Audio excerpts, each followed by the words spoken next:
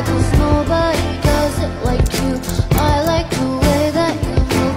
That's why I never go through with leaving you. Good day, everyone. I'm Narisha Michelle B. Storm.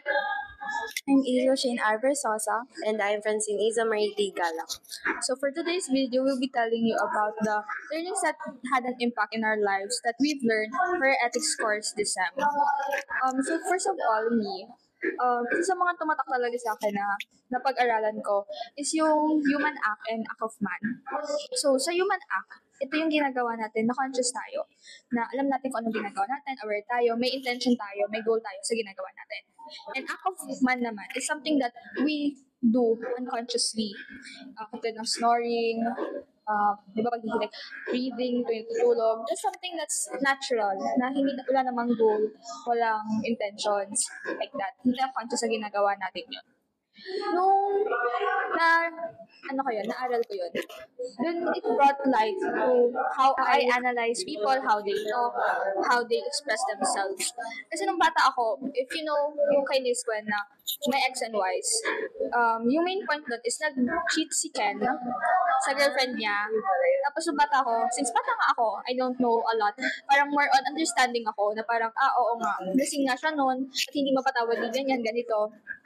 Then, all of a sudden, after ko marinig yung Act of Man and Human Act, it brought light to that specific scene na parang, kahit nalasing ka, you have the will, you have the goal, you have the free will to do something. Sabi nga nila, cheating is always a choice, not a mistake. Hindi pag mistake kasi, di ba, nagagawa natin ng paraan, nakakapag-sorry tayo, minsan okay na. Pero sa Human Act, it always has consequences. And that's what I always tinatatak ko na yun sa isip ko ngayon na every people na kung may gagawin man sila sa akin, they had the free will to do that. They had the intention to do that. So, kung dati, all I do is understand. Now I don't. Not only do I understand, but I held people accountable for their actions.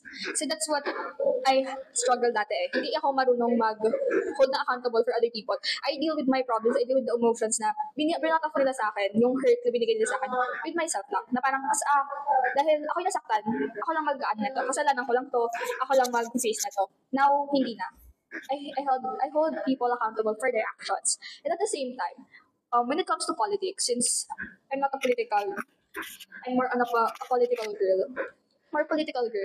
Mas ko na the people in the government do such cheap techniques, cheap strikes when it comes to arguments. Kasi nung natutunan ko yung fallacy, especially yung ad hominem, doon ko na-realize na, wow, kung dati hindi ko ito naiisip, ngayon naiisip ko na ang cheap kung paano kausapin ng tao during an argument, lalo na pag ina-ataka nila, is yung personality mo, yung character mo, when in fact, your personal lives doesn't have any connection with the argument itself. Hindi ko natutunan ko when it comes to debate. Kasi diba sometimes when you debating someone, let's say for your classroom settings, diba, biglang sabihin nila na, ikaw connect na yung debate sa'yo, na parang, ikaw nga ganito ganyan. Or this is a simple argument, ikaw nga ganito ganyan. Diba? Pero hindi yun yung point ng argument. So that's why, tinatanggal ko din sa sarili yun, kasi syempre, hindi naman siya laging hindi naman perfect. I do that sometimes. But at the same time now, you will learn how to analyze arguments, analyze how people act. And ayun talaga yung pinakatumatak sa akin. Just the mere analyzing how people act around me. It gives me more clear understanding on how I should act as well to them. That's what I learned. Ako naman, I'd like to share my reflection on one of the most meaningful lessons I've learned in ethics, which is yung utilitarianism po. And mas magkakantanda ko, yung utilitarianism is yung ethical theory na nagpo-focus sa consequences ng mga actions natin. It teaches the right thing to do is whatever brings the greatest happiness to the greatest number of people. In other words, based on my understanding po, action is considered moral if it benefits more people than it harms. So, it's really changed the way I see daily decision. Utilitarianism isn't perfect. We can always predict the outcomes of our action, and sometimes even well-intentioned choices can lead to negative results. But the important thing is that we try to choose what creates the most overall. So, for me naman po, growing up, yung personality ko kasi is more on existentialist. So, sa pagiging existentialist ko kasi, mahilig ako sa mga questions, mga rhetorical questions na napapaisip talaga ako. And one of the most memorable rhetorical questions sa klase natin is yung about, yung parang, if mapagmahal na Diyos si Lord, bakit may mga taong nahihirapan, bakit may mga mabubuting taong namamatay, ganon. So, nung time ng discussion nun, hindi talaga ako makasagot. Kasi, ang hirap sagutin in just one perspective. Pero, sobrang naka-enlighten sa akin nung sinagot ni Sir, yung sabi niya na gano'n is, si Lord daw, mahal na mahal tayo. Sa sobrang pagmamahal niya sa atin, binigyan niya tayo ng freedom para makagawa ng mga bagay and to make choices. Kaya, it made me realize na, totoo naman hindi natin pwedeng laging isisi kay Lord, hindi tayo pwedeng laging magtanong ng bakit. Kasi, meron tayong free will and may mga choices tayo na ginagawa sa buhay na hindi natin lagi makokontrol kung ano yung consequences. Kaya, mahalaga na yung mga ginagawa nating choices is pag-iisipan muna natin. Kasi it's either, it could affect us or yung mga tao sa paligid natin. And another would be, actually, diniscuss ko to with Isha, yung sabi ni Sir na it was during yung discussion natin sa concept ng eudaimonia, which is yung parang ultimate fulfillment ng isang tao. Yung sabi ni Sir na, you simply not exist, but you live. Ang laki ng impact nun sa akin kasi, syempre, there are times na parang, syempre, pag sobrang down ka na, napapagod ka na talagang mag-move forward. And yung quote na yun, it made me realize na kahit na nakakapagod mabuhay, there are so much more na pwede nating ma-experience, na ma-attain. So, kahit na mahirap yung buhay, we have to try to strive na mag-move forward. Pwedeng hindi lang para sa atin, hindi lang sa sarili natin fulfillment, kundi para dun sa mga taong naniniwala sa atin. Kaya, malaki yung impact sa akin nun. And, ayun, it made me realize na hopefully someday, hindi lang ako, kundi yung mga kaibigan ko, someday sana, ma-fulfill namin yung mga goals namin. And hindi lang kami ma-stuck into existing, pero sana ma-enjoy namin yung buhay namin as a person, as a living person, not just an existing person sa mundo na to. Yun lang. Actually, gusto ko indagdag. Alam niyo yung tinanong ni Sir na, are human naturally born bad or good? Na-realize ko lang siya. Nakakita ko rin ko sa'yo. Ang hirap maging mabuting tao. Diba? Sabi nila lagi na, it doesn't take a penny to be a good person. It doesn't.